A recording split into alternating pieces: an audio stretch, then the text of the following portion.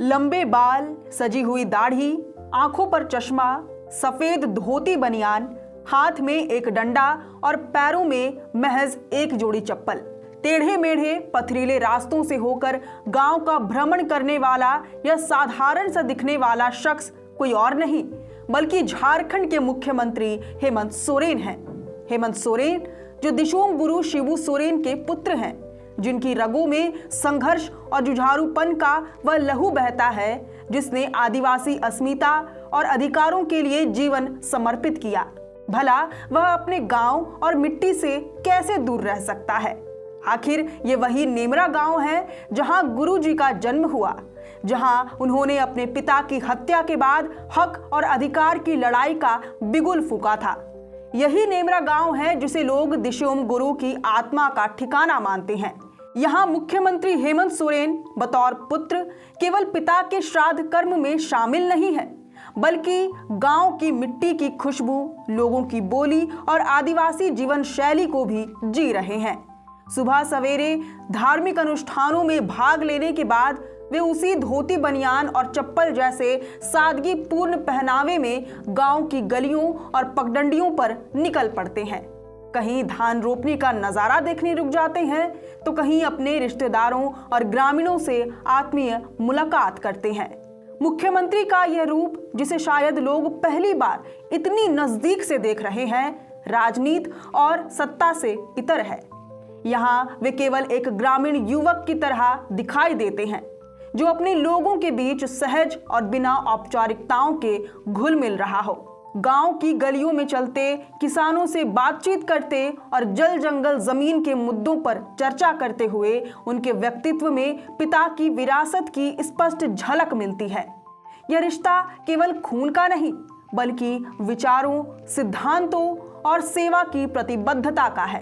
दिशोम गुरु शिबू सोरेन का जीवन संघर्ष, आदिवासी अस्मिता की रक्षा और झारखंड राज्य निर्माण की लंबी लड़ाई से भरा हुआ था।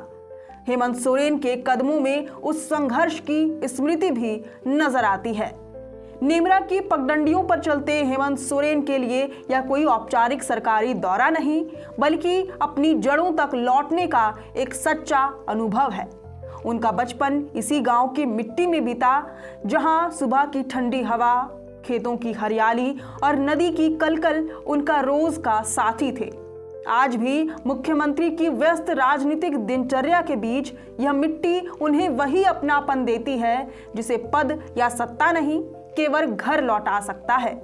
नेमरा में उनकी सादगीपूर्ण मौजूदगी ये भी दिखाती है कि पद और सत्ता के बावजूद उनके भीतर गांव के बेटे की पहचान जीवित है।